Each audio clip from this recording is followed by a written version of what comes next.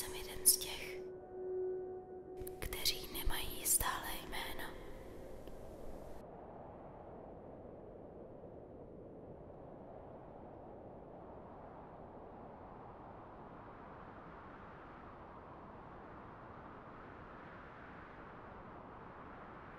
Mé jméno závisí na vás. Nazývejte mne podle toho, co vás napadne.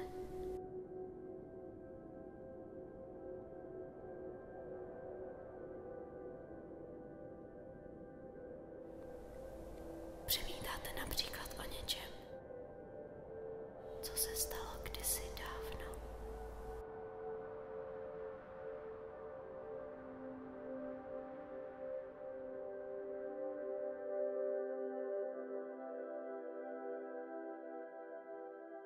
Někdo se vás na co si zeptal a vy jste neznali odpověď.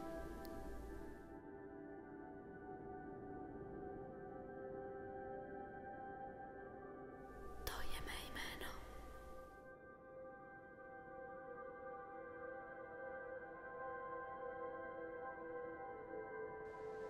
Možná hustě pršelo.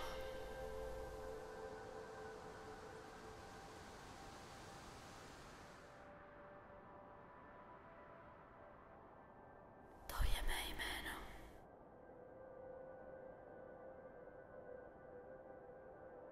Nebo po vás někdo něco chtěl.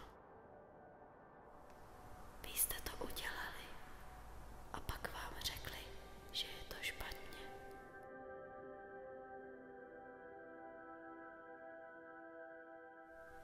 Promiňte, to je omyl. A vy jste museli udělat něco jiného.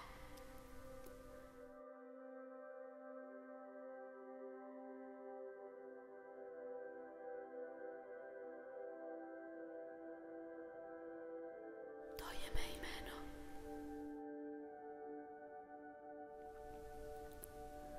Možná to byla hra, kterou jste hrávali v dětství.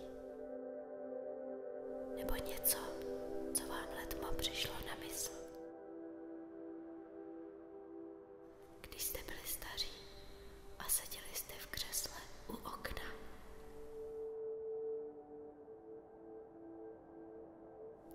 To je mé jméno.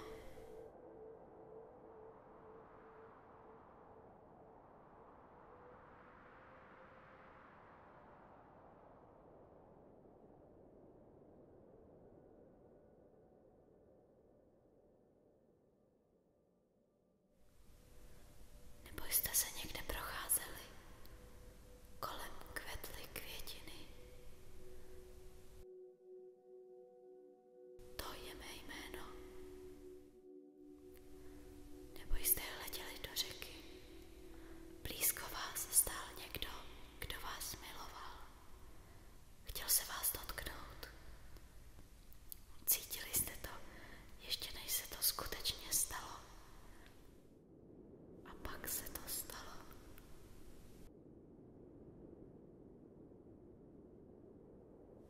To je mé jméno. A nebo jste slyšeli,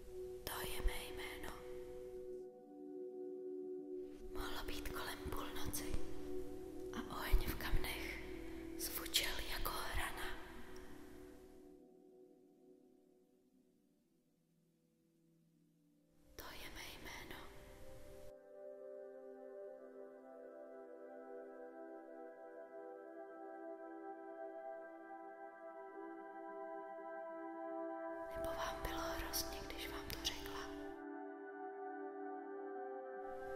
Proč to